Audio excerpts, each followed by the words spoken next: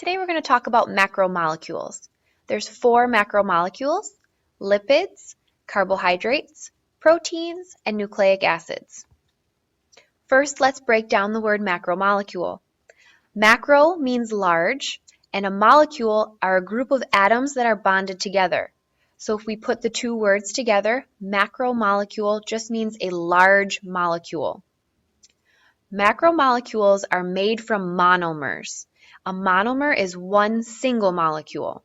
So a macromolecule could also be considered a polymer because a polymer is many monomers bonded or joined together. First macromolecule is the carbohydrate. The carbohydrate is composed of carbon, hydrogen, and oxygen atoms. The function of a carbohydrate is immediate energy, so we use carbohydrate energy right away. Examples would be any sort of sugar, glucose, starch. If we take a look at the picture, one of these would be a monomer or a single molecule of glucose. Once they bond together, you get a polymer. And if you get a large chain or a large polymer, that's considered a macromolecule. Next is a lipid. Again, composed of carbon, hydrogen, and oxygen atoms, just like carbohydrates.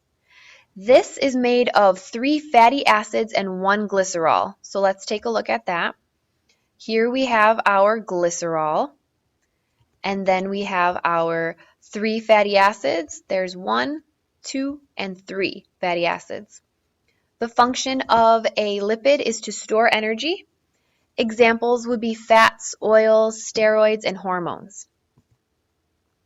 We have proteins, which are composed of carbon, hydrogen, and oxygen atoms, just like the other 2, except now we also add in some nitrogen.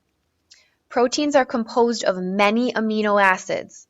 So if we take a look at the picture, all of these colorful circles or dots are each individual amino acids.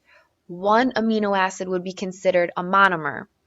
Once you chain them together and fold them, you get a protein, like you see at the bottom. The function of a protein is to repair and also to control the speed of reactions. Examples of a protein would be an enzyme.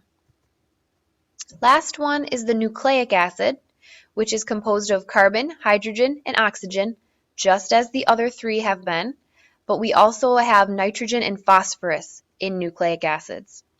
Nucleic acids are composed of a 5-carbon sugar, as you can see down here in the picture, a phosphate backbone, and a nitrogenous base.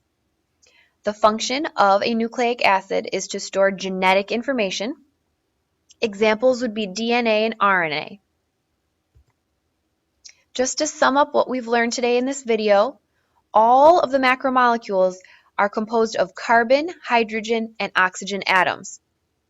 They're all large molecules made from many monomers stuck or bonded together, and they're all necessary for life to function properly.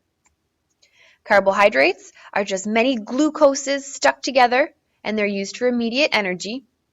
Lipids are 3 fatty acids and a glycerol used to store energy. Proteins, many amino acids stuck together used for repair and to speed up reactions. And nucleic acids are many nucleotides stuck together, and they are used to store genetic information.